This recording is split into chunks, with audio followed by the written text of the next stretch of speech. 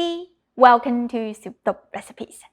Today, we're making the Chinese-style braised beef with potatoes. A perfect recipe for beginners. Just put together all the ingredients and let time do its job. It yields a pot of melt-in-your-mouth tender beef with a luscious, steamy, hearty sauce. You're gonna love it. First thing first, cut the beef into 1-inch cubes. I'm using beef chuck, but other tough cuts such as brisket, shank, and sirloin tip will also work. Add the beef to a stock pot and fill it with water. Turn the heat to high and bring it to a boil. Please partially put on the lid, otherwise the water will overflow easily.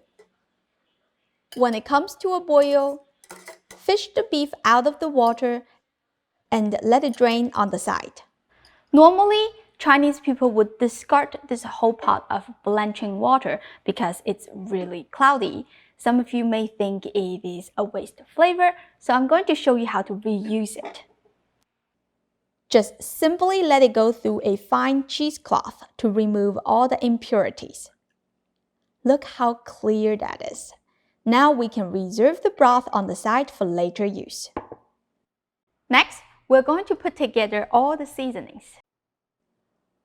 1½ tablespoon of soy sauce, 1½ teaspoon of dark soy sauce for the color, 1 tablespoon of oyster sauce, 1 tablespoon of zhuhou paste, a signature Cantonese ingredient.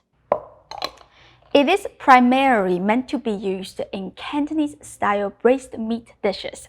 I'll link it in the description. You can check it out if you want. 1½ tablespoon of tomato paste. It provides a slight tartness, create a well-balanced taste. 2 tablespoons of sugar. This is an extremely flavorful dish. The sugar will help to gentle all the tanginess.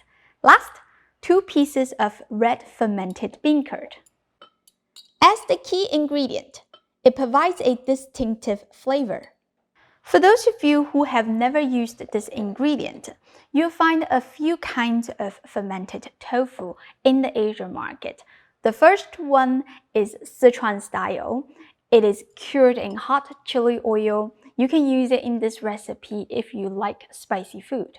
The second type is Beijing style. It has a stinky smell, so I don't recommend using it because most people cannot tolerate its flavor.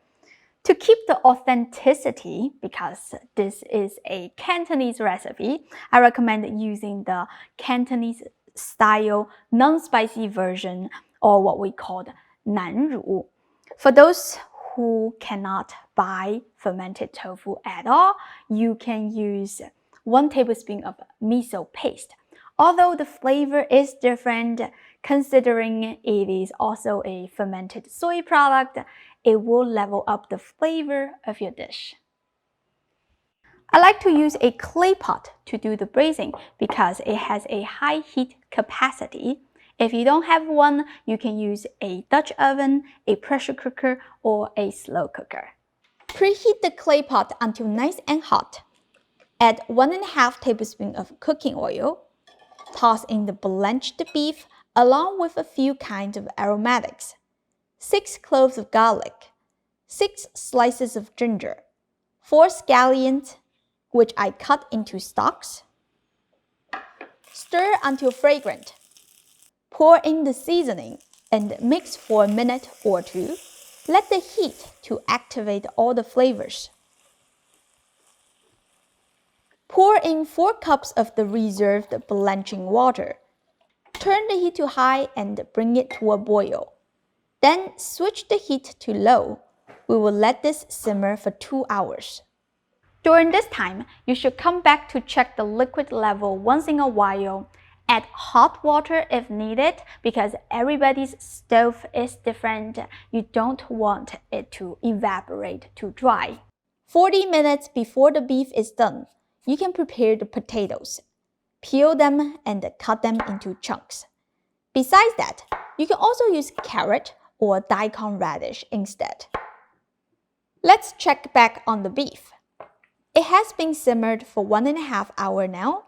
Remove the soggy scallions and the ginger slices. Add the potatoes. Stir to immerse the potatoes under the liquid. Continue to simmer this for another 30 minutes. Since we have some time to wait, let me share some great news with you. My cookbook is finally ready for sale. You can click the link in the description and purchase this great Chinese cookbook. I carefully selected 168 recipes featuring popular takeout dishes, easy family meals, various regional specialties, and classic traditional delicacy. Each recipe comes with a demo video, step-by-step photos, clear techniques, and secret tips. Whether you are a beginner or a seasoned chef, you'll be able to cook better than takeout and savor the local meals like the native Chinese. Alright, let's start today's cooking. Test the doneness of the potato. They should be fork tender. Last, I will toss in half of a red bell pepper, which I have cut into these small triangles, just to give the dish a little pop of color. You should taste the broth to adjust the saltiness at this point. I made this recipe many times, so I know the flavor is good. Also, the consistency of the broth is right on point. If yours is too thin, you can crank up the heat to reduce it. If it's too thick, you can add a little bit water to dilute it. This is definitely an irresistible dish.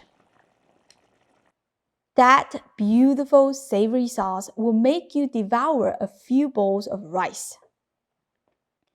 So, grab some rice and generously spoon all the goodness over it. I want to show you the tenderness of the beef. You can break it apart